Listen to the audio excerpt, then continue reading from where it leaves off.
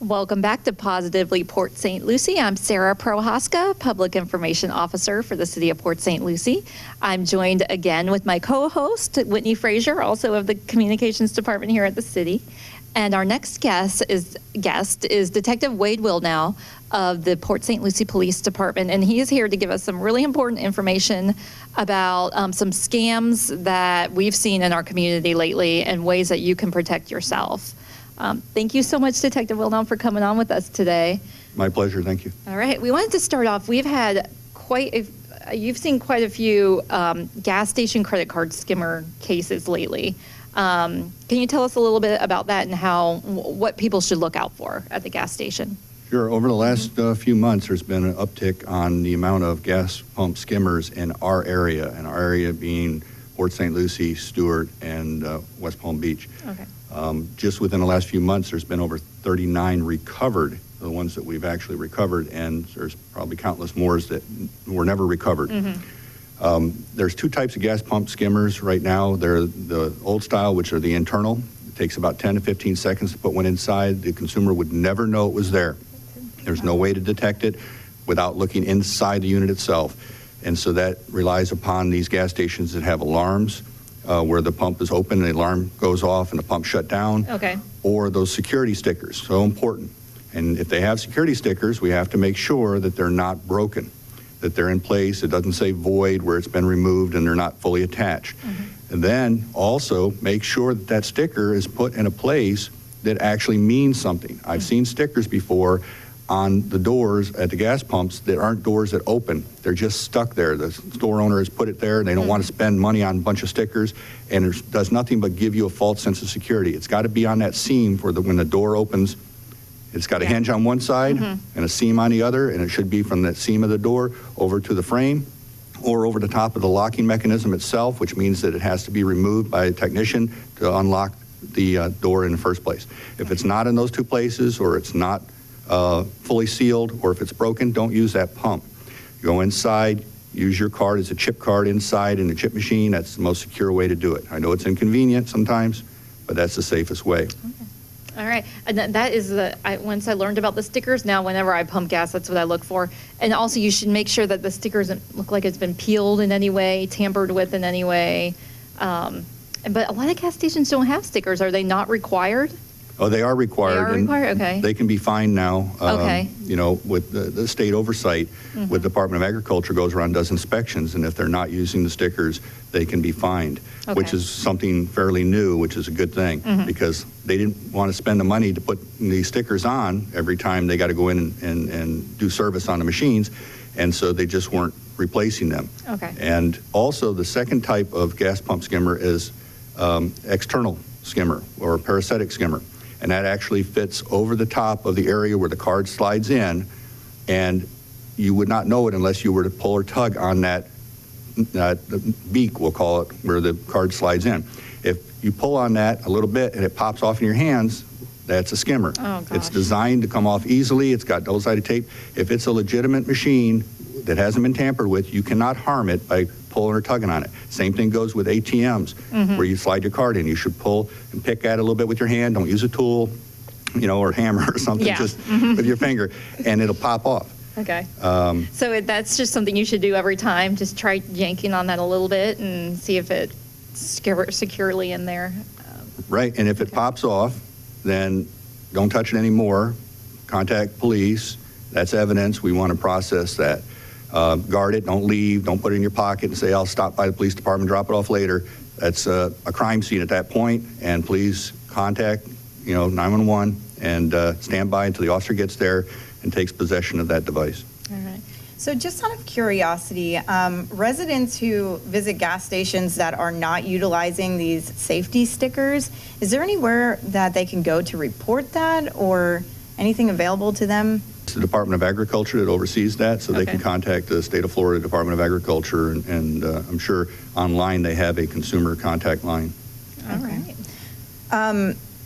Interesting story, actually. Recently, there was a skimmer found at one of these gas stations here in Port St. Lucie, and I was on my way out of town on vacation to another country, and maybe the day or two before, I pulled up to this gas station and I looked around and I was like, this gas station looks like, it would have one of these skimmers. If any gas station would, it would be this one, But it didn't stop me because I was like running late. So I went ahead and I pumped my gas and I got to work and I left for vacation and I was there where there's no cell phone service. And on that Saturday it was reported and I was like, I was just at that gas station. So luckily for me, I was able to call and have my card canceled right away and no money was taken from me. But about how long after somebody uses a pump with a skimmer is their information subject, or will people actually start taking money from them? Is there like a time that you can say, or? Well, years ago, the criminals would intentionally wait, for 30 days or more to try to confuse where the point of compromise was for law enforcement, for the credit card companies. Nowadays, it can be within an hour. They can download that information wirelessly. They don't have to go inside the pump now because they're putting wireless on there, and they're going to the gas station, within 1,000, 1,500 feet, downloading all the information from the pumps. They don't have to risk going back inside it to download those numbers, and then they can put them up on the internet and sell them to anyone, anywhere in the world, these criminal websites, and those criminals then can use them over the phone, over the internet. They can re-encode a whole new card. It's a duplicate of your card in every way, except maybe their name on it. But wow. And be out using it. And I've seen examples where it's been within about an hour. Wow. Wow. Technology is crazy, and it's being used in good and bad. Not good. Yeah, well, everything that's a convenience to us, there's an app for this, or this is convenient, or we can apply online. It also allows criminals to remain anonymous and also to, utilize that system of convenience for criminal activity. And of course, with phones nowadays being more powerful than ever, capabilities and things, it just it opened up a whole new range of technology crimes, and they're taking full advantage of it. While we've got you here, we had another in the news just this week, was another scam. A poor lady was scammed of lots of money over the phone. Can you tell us about what happened in that case? Well, in that particular case, someone was pretending to be a relative of hers that had been arrested out of the country, a whole backstory. The elderly lady did not realize that it was not her relative. She bought totally into it, wanted to save this relative, sent money, a MoneyGram, I think it was, which, the money's gone forever at that point. But things that you should remember is that if someone contacts you, no matter how they contact you, and they demand money through threat or through fear or panic, it's got to be done right away. They're doing that to try to get you to act without thinking. And when you're panicking or when you're fearful, you're not discussing it with your friends and family, your neighbors. You're not thinking about it rationally. You're rushing into what you think is something you have to do. And then afterwards, every time afterwards, the victim realizes, they make the call, they find out the relative is fine, not out of the country, not in jail, not been kidnapped, everything's fine, they're at work or whatever. But they want you, the criminals want you to panic and not think clearly. So it's against our nature, I get it, but you have to say, if someone forces you or rushes you into spending money, panic, puts you in a panic mode, you've got to stop and do just the opposite and go slow and contact a relative or a friend or that loved one that supposedly contacted you and is asking you to send money. Go about it slowly, because once you send that money, it's gone forever, and these scams are becoming more and more prevalent.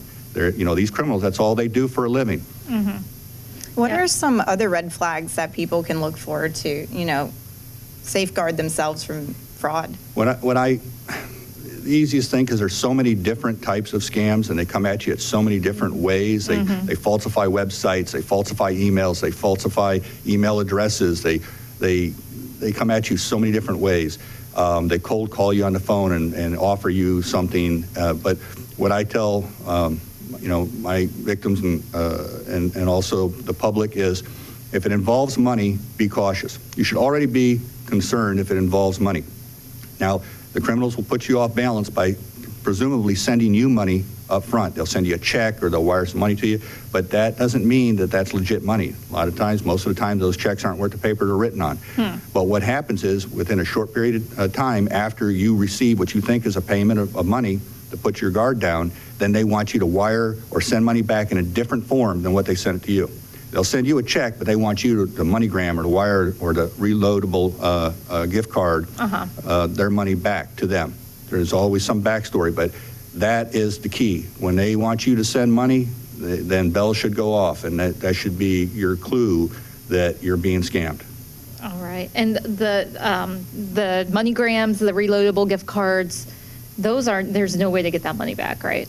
No, what they'll do is you'll put the money on one of these cards, let's say it's green dot, and then they'll have you scratch off the back to verify the payment has been received. And once you read that number off the back, they're able to access that account online, that money, and it's gone. Okay. And of course, if it's on MoneyGram or wire transfer, it's immediately gone as well. And just because they say they're in a certain town or a certain state or a certain country doesn't mean that that's where they have to pick that money up. They can get it online, they can have it diverted to some other country, they can pick it up anywhere.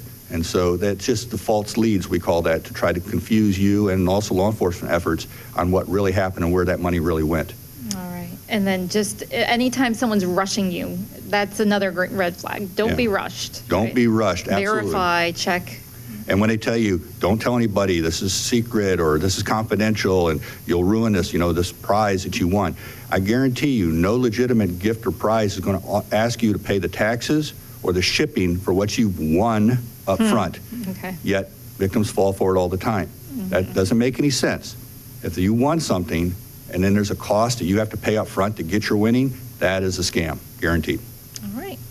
All right. Well, we are almost out of time. Thank you very much for coming on today. It's really important information and very useful for all of our residents. Any age, people can fall victim to these, so it's good to know what to look for. So appreciate you coming on today. I thank you for the opportunity. All right.